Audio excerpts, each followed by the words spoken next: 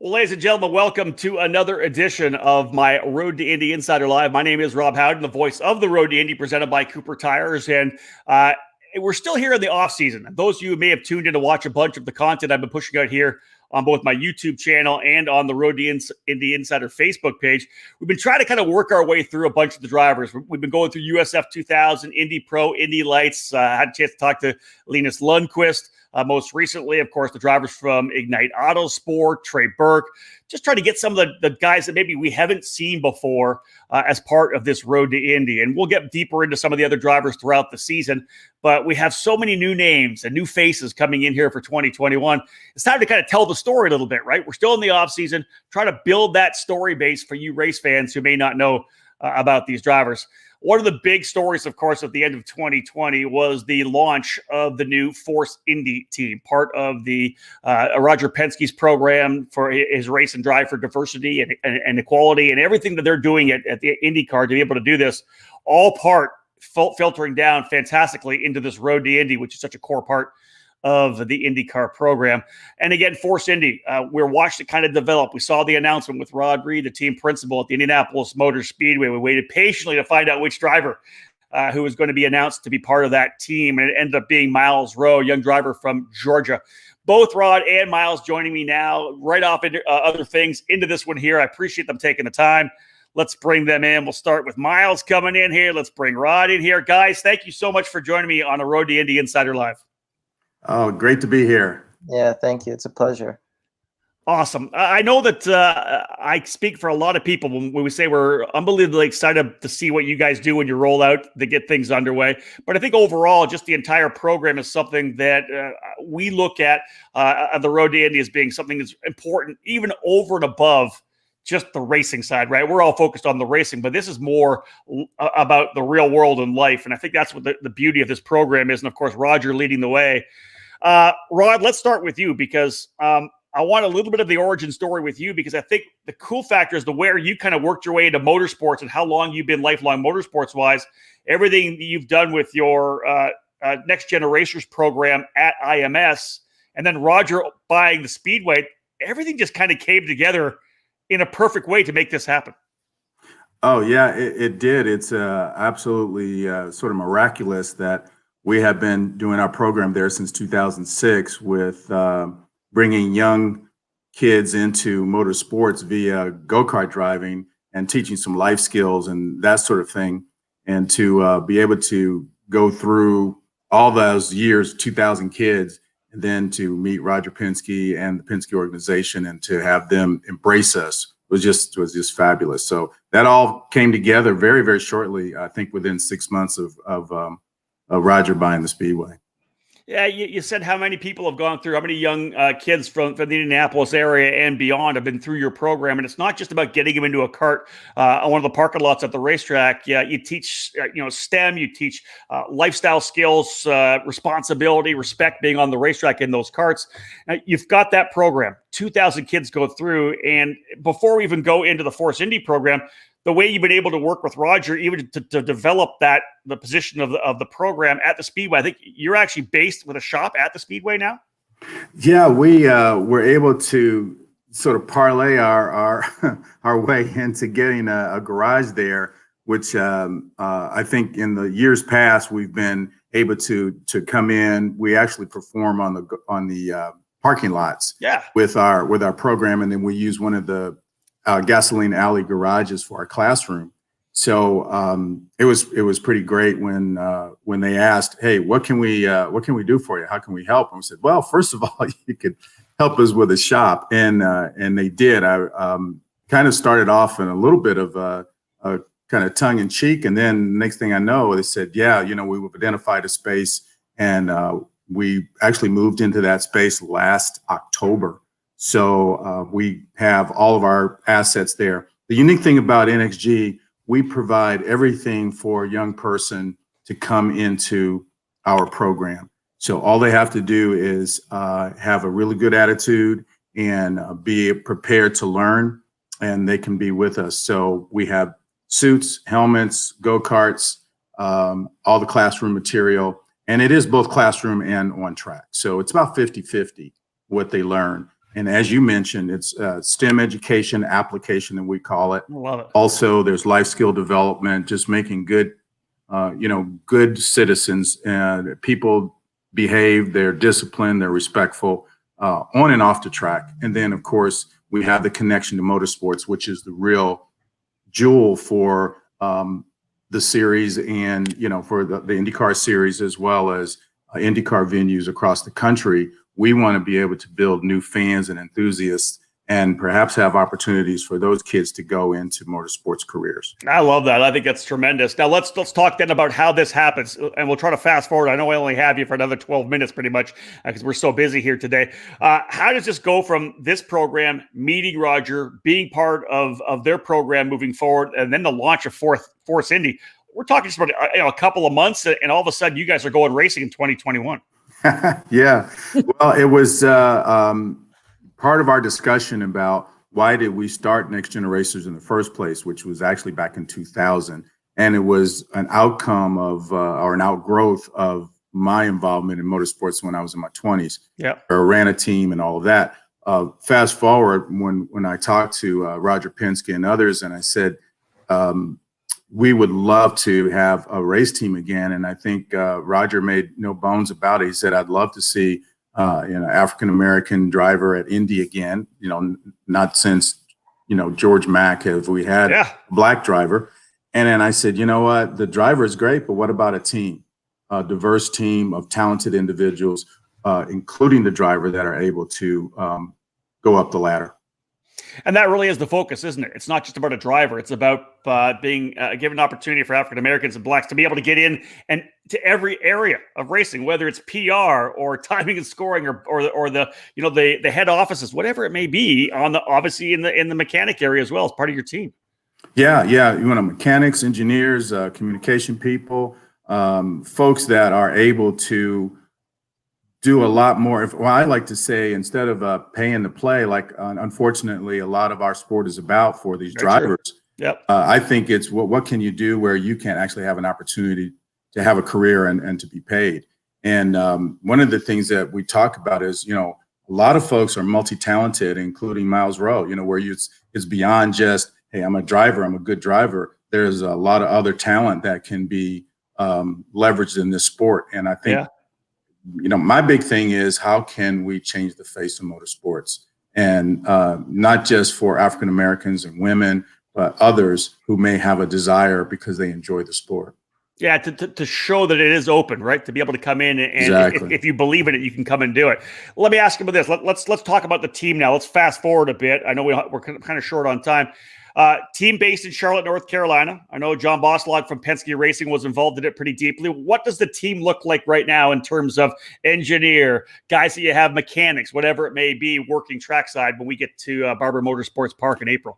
Well, I think what you're going to see is a lot of the talent that we brought to the table. We started off with 3 individuals that have that potential to grow into positions like the mechanic, go into having a DAG, as well as being able to run the team. And I think USF 2000 allows only 3 guys over the wall, so to speak. So you're going to see our guys over the wall. Mm-hmm. Team Penske has been great at mentoring us and being able to provide us that expertise that we didn't have coming into the sport. Indeed. So you're going to see that. You're going to see the I think by the end of the season, you're going to see more and more of folks that we brought into the sport there at the track. Can I ask about the kind of design of the team? I know that coming out of the gates, 1-car team. And it's interesting. I don't know whether you guys had planned to go 2 cars or want to go 2 cars. I know that I would expect myself, knowing where we are in terms of this car we have right now being the last year for this tub. We have an updated tub next year to add the halo for USF 2000. Is there going to be a 2-car team? And was that because the new car was coming? Did that play into only having a 1-car team this year? Yeah, it did. Absolutely, it did. Because we felt like the sweet spot would be to have a couple of drivers and a couple of engineers, mechanics, and so forth, and they could sort of play off of each other. But with this new chassis coming on board, we didn't want to invest into something that would be obsolete. So that held us. But honestly, it may have been a sort of a blessing in disguise, because it allows us to give a lot more focus individually to Myles, as well as the individuals on the team. I have a feeling, and I want to ask a question. Obviously, you're building this program. Let's say you do end up going to 2 cars, which would be great. Are we going to see some kind of a connection between your NXG program of the people that you're developing there potentially coming into Force Indy? I think so. We already started that way. Right now, we have Stuart Kelly as well as Derek Morris. That's currently working on our team, that came right out. I knew those guys when they were 11 and 12 years old, and then now they're in Force Indy. So absolutely, I hope to continue that trend. I listened to another podcast where you had said that, I know it kind of feels weird, but you're excited to see one of your mechanics or whoever, anybody that works in Force Indy, getting hired away to another team, because then really you're doing your job, right? Exactly. Yeah. I mean, I don't anticipate, us developing an effort for IndyCar right now. I mean, that's a real heavy lift, but to be able to have all of these young men, and hopefully eventually young women, that can go up the ladder and to make it, I'm excited about those opportunities. One day I want to be able to say that I was helpful in getting Myles to IndyCar. So that's what I'm all about. What about short-term and long-term goals right now? What is a short-term goal for Force Indy and yourself, and what maybe are some long-term goals? And you mentioned is in an IndyCar team the long-term goal. Do you see yourself working up to the road to Indy, potentially into Indy Pro 2000 in a couple of years? Yeah, we would like to go up the ladder. I talked to Roger about it, and I said, one of the things that we want to do is partial education to the public, and that is to tell them that there is a road, there is a ladder system, like it was baseball, from single A ball up to the majors, and a lot of folks don't understand that. So absolutely, the short-term goal is to be the best that we can be at every stage that we're able to both financially and in terms of our talent, able to get to. Do we want to get to Indy? You better believe it. Now, how we get there, I don't know the answer to that, but that is probably a long-term goal. But I would say the best way to think about it is that we want to get some of our people that we were able to develop and mentor to Indy, whether that's us being part of a team, joined with a team, or running it ourselves. That's not important, but it is important that we can get these young people to the highest levels in the sport. Yeah, even if it's not the Force Indy team, it's still your people that have worked their way through your organization. I like that. Yes. Yeah. Myles, let's talk to you real briefly here. I know that Rod's got to leave in about 5 minutes. You're part of this program. What a tremendous honor for you coming out of the gate, of course. Just give me your thoughts when we'll come back and talk about your origin story, but when you finally were announced as the driver for this team, what kind of, number one, relief was there, and maybe what kind of, on the other side, what kind of pressure all of a sudden fell on top of you? Yeah, it was a blessing, honestly. It was a huge blessing, especially being out of the sport for a couple of years. It was definitely, like you said, a huge relief to just be able to be in the sport again, and be given a real good opportunity to show my skills. And Force Indy has the kind of operation where I believe I can do that.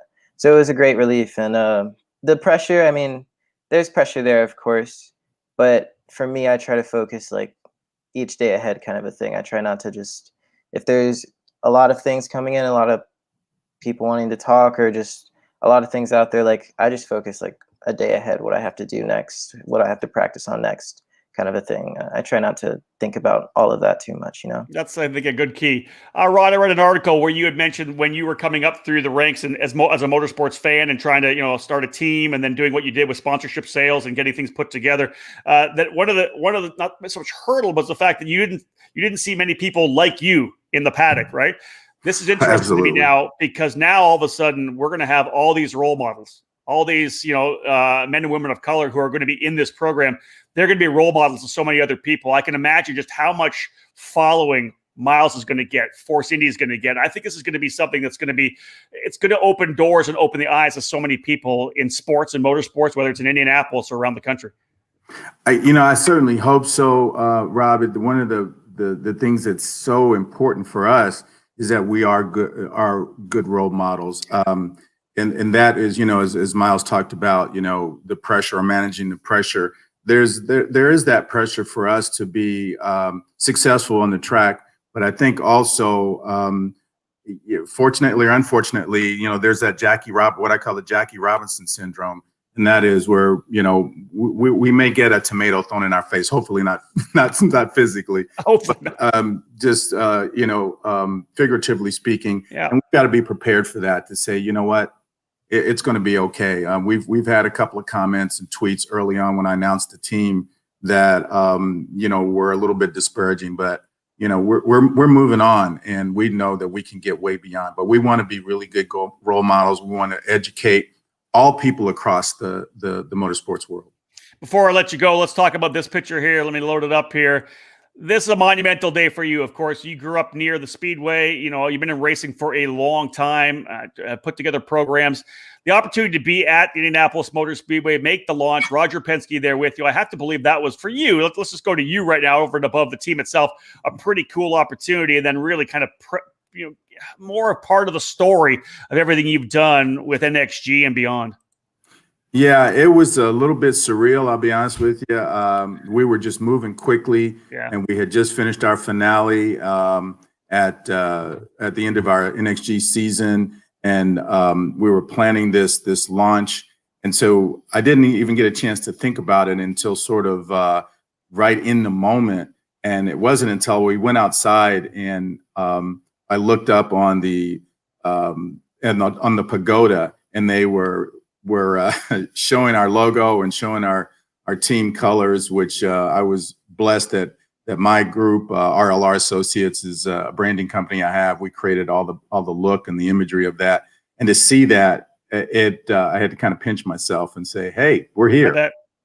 Here's a quick question for you. I know you got to go. It's a big one. It'll come up in front of your screen, so hold on here.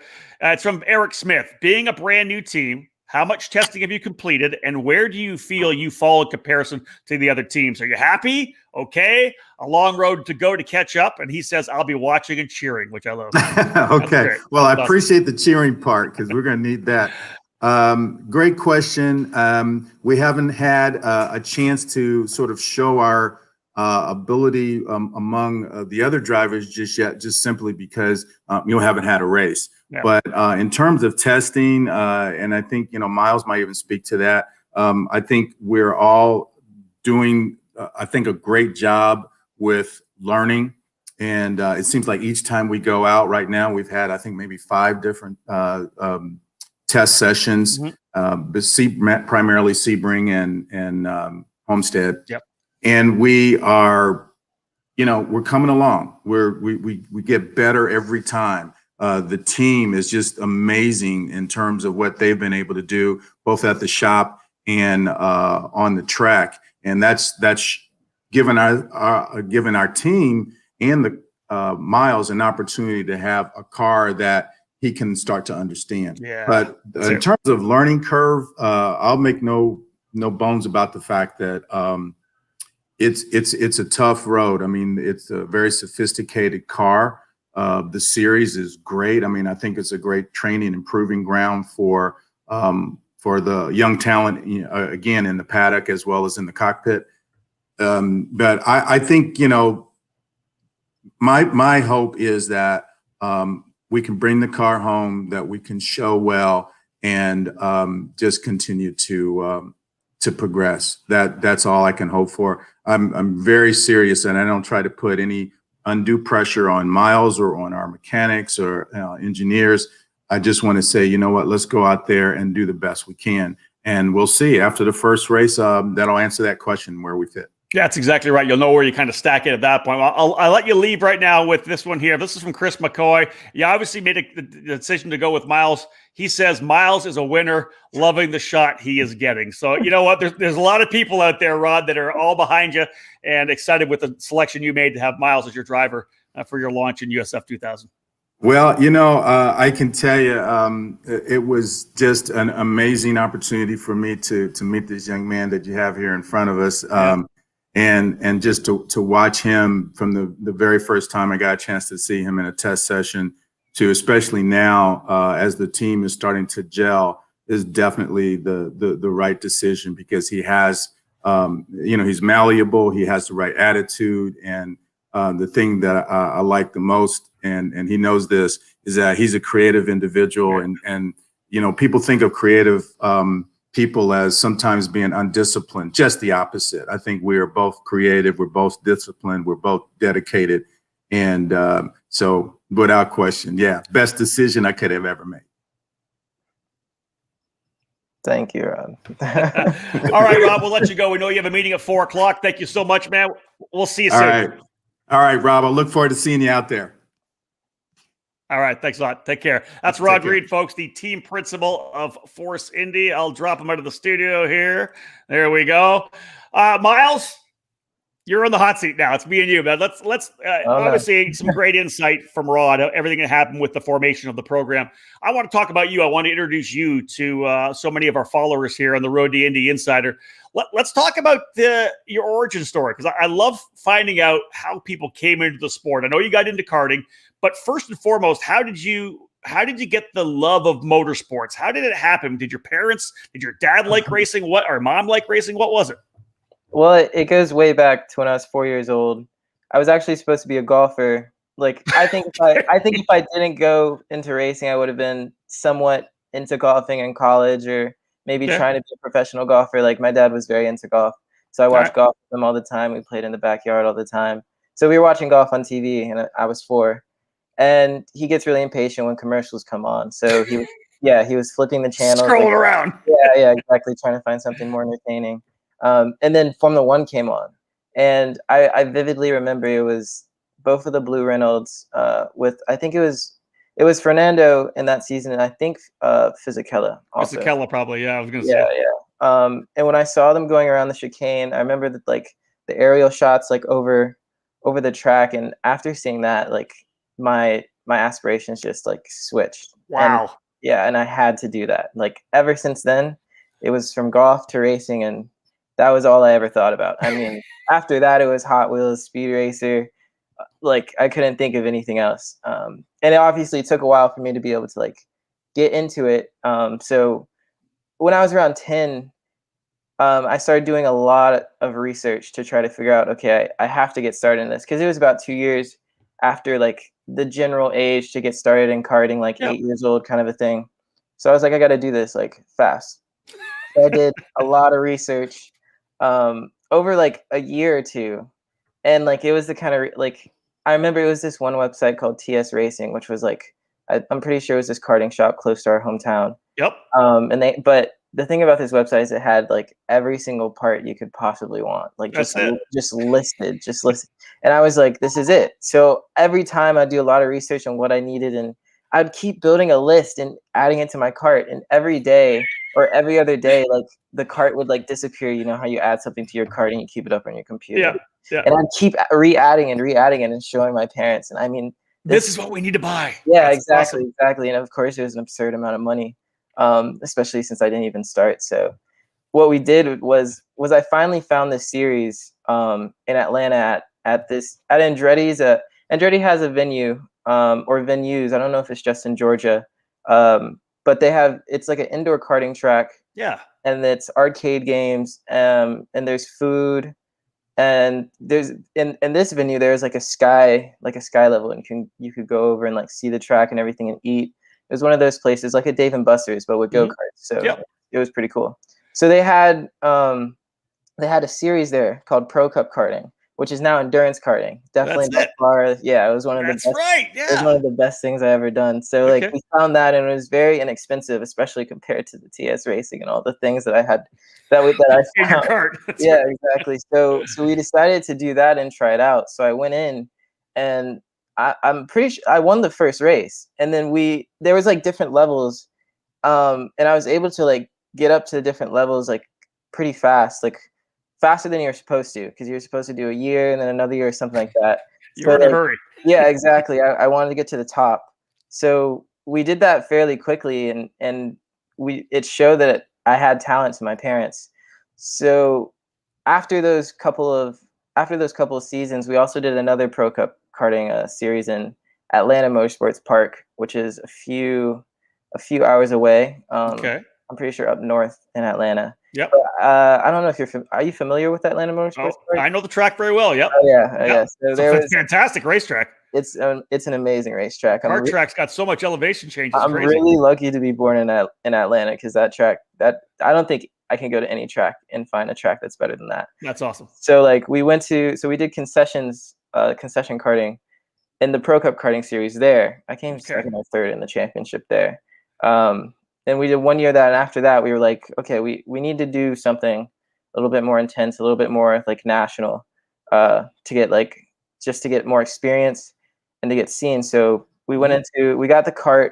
It was a top kart, and we went to the GoPro Motorplex, and we started practicing there a lot. Because Atlanta Motorsports Park, unfortunately, like you have to be a member, and that's another thing. That's not going to happen. I hear you. Yeah. Right. So we would always take, not always, but like every once a month or so, whenever we could, we'd take like the 4 or 5 hour drive up to GoPro. You're Charlotte. Yep. Yeah. And they had the karting challenge, and I did that for 1 year. And then during that year, I did WKA for the first time. And then the next coming years, WKA and USPKS. And that's when I got some experience and started building up like my driving skill the way it needed to be. And we did the biggest race I did was SCUSA. What was the race in Las Vegas? The Super Nationals. Yeah, the Super Nats. Yeah. I didn't make it to the final. That didn't go. That's okay. It's pretty tough. Oh yeah, it's tough for sure. Yeah, it didn't go all that well, but it was a great experience to get over there and really. That was the first and only time I've been over to the West Coast. But yeah, that's my karting days. And how long, Myles? How long was that from your indoor karting at Andretti to running the SCUSA Super Nationals, which is the biggest karting event in North America, if not the world?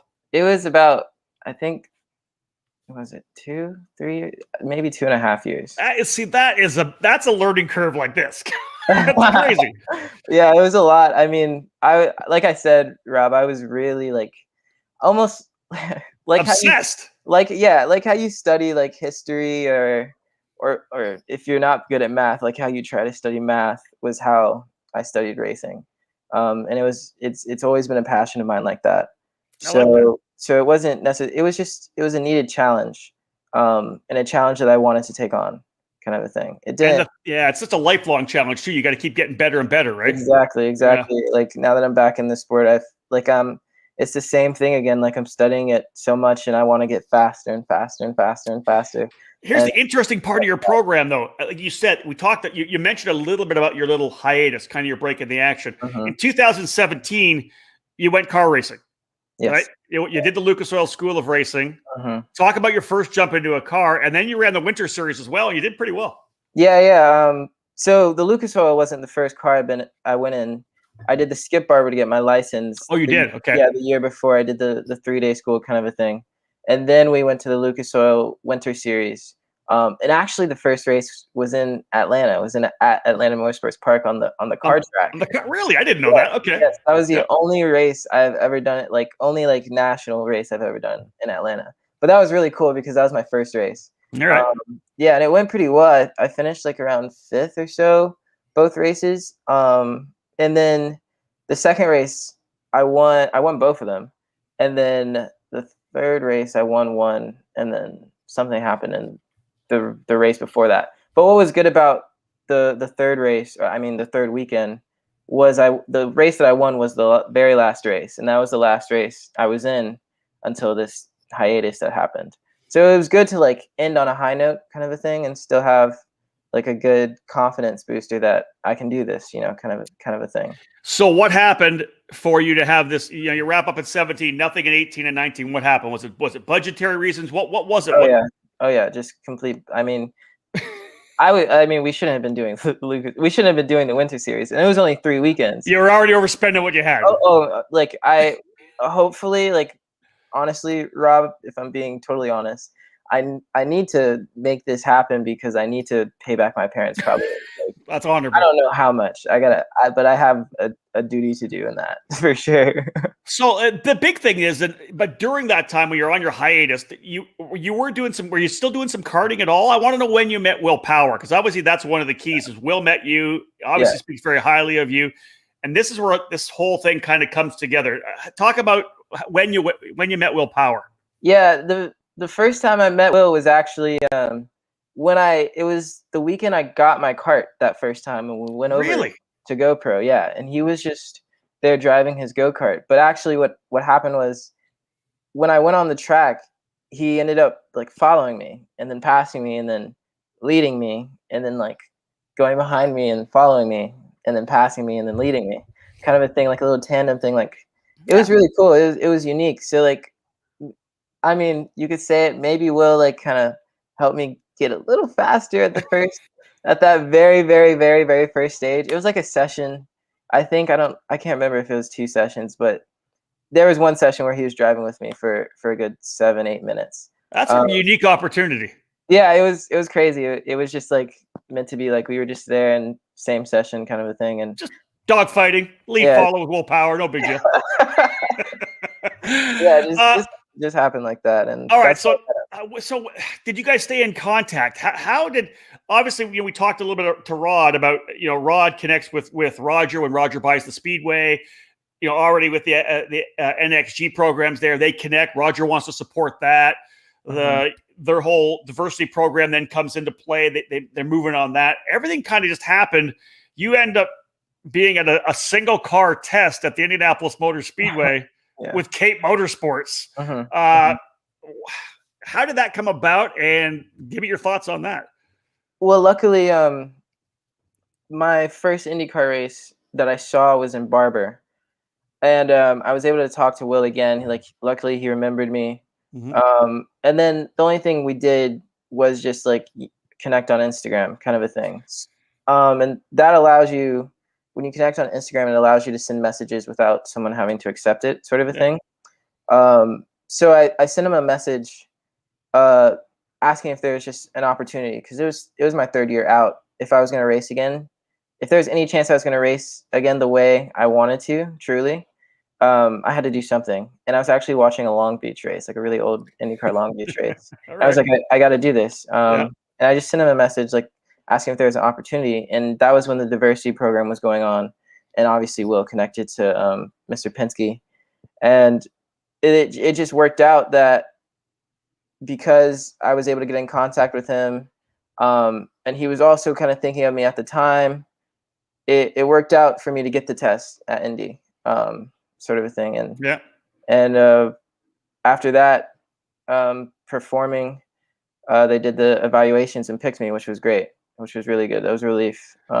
But yeah, that's how that started, for sure. That's amazing. It's an amazing story. And now you find yourself with this tremendous team, which has a lot of support, obviously, from Roger, from Rod. You got Penske mechanics who have been helping out with the program.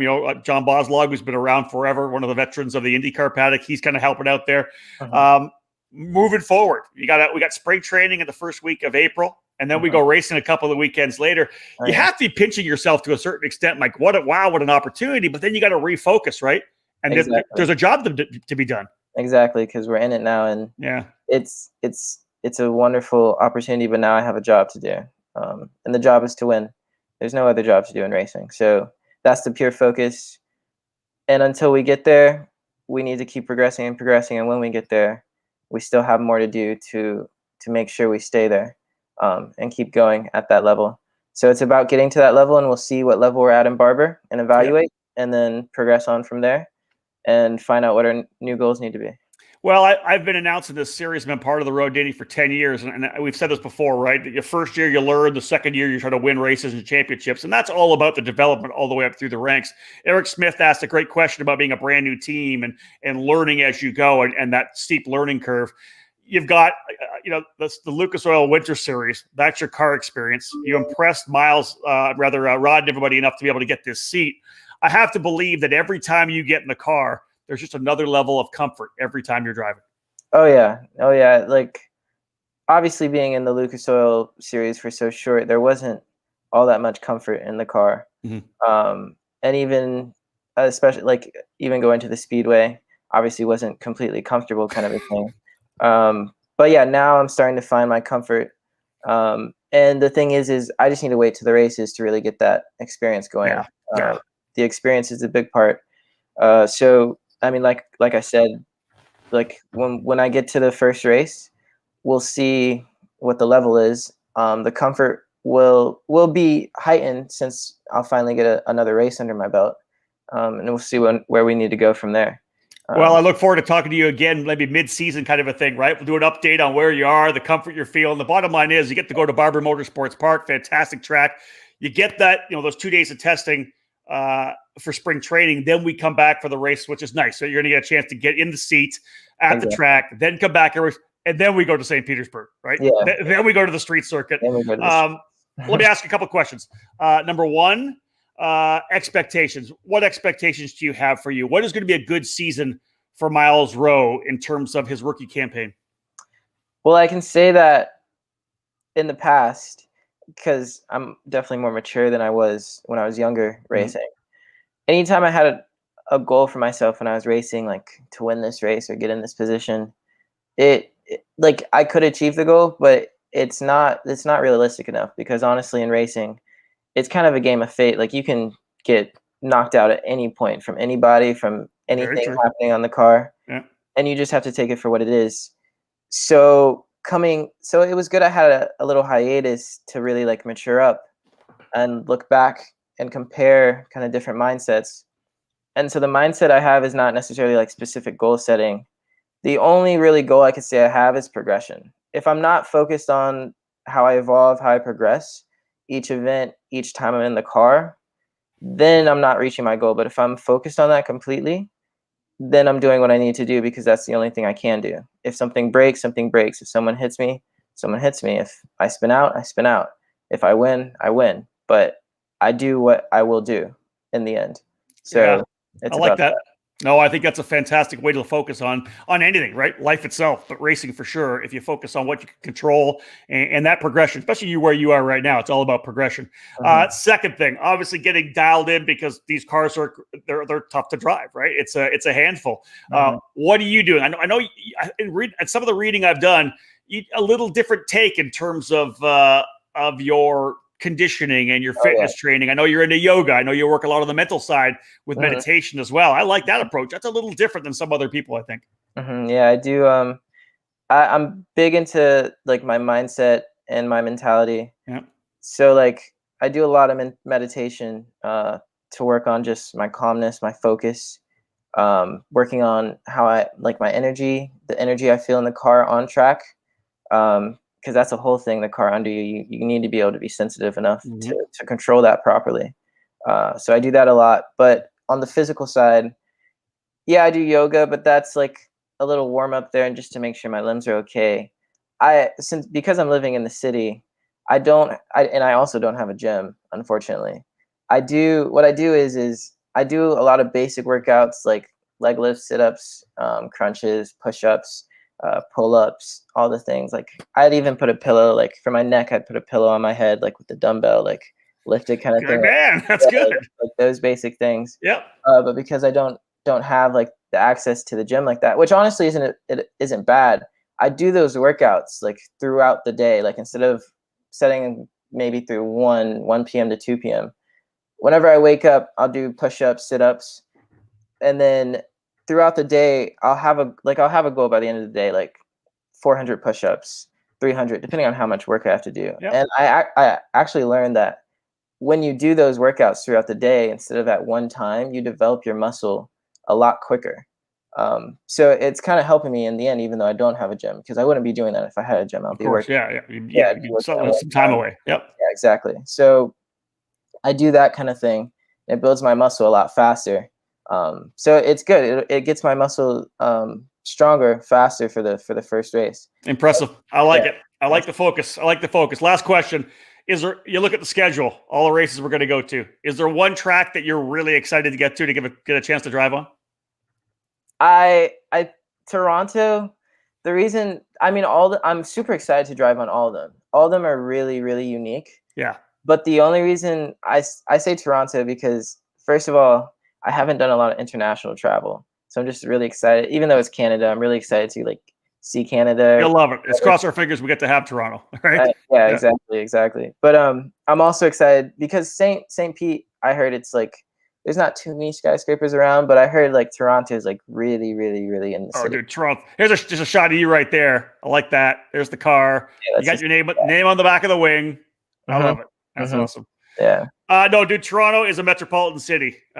When you eventually get a chance to come, if it doesn't have, I'm hoping, we're crossed our fingers it still happens this year. If it doesn't, the year after, you will love it. It's one of IndyCar drivers and Road Indy's favorite places to be because you'll stay right downtown. It's amazing. Exactly. Yeah. And I'm a big city person, so it'll be cool to wake up in the city and go to the track. And I've never been to a street circuit. So like both St. Pete and Toronto, I'm very much looking forward to. Well, listen, we're really looking forward to watching you race. Great to have both you and Force Indy in the program.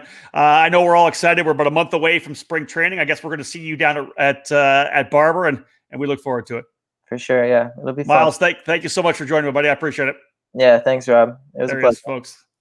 Myles Rowe, ladies and gentlemen, part of Force Indy. What a tremendous story. Just to hear him talking about the passion for the sport, his different focus, but just to think about the fact the Andretti indoor kart track, outdoor karting for a couple of years, meets Will Power, ends up with 3 races at the Lucas Oil School of Racing Formula Car Series winter program, and then offer that. This is an amazing story, and it's exciting to see what he's going to be able to do. And I love the fact that he is so focused on just that progression he needs. I think any driver in the Road to Indy, especially a first-year driver in USF 2000, if they focus more on their own progression as opposed to actual results, they'll see more results. They'll have more success because it's such a tough program.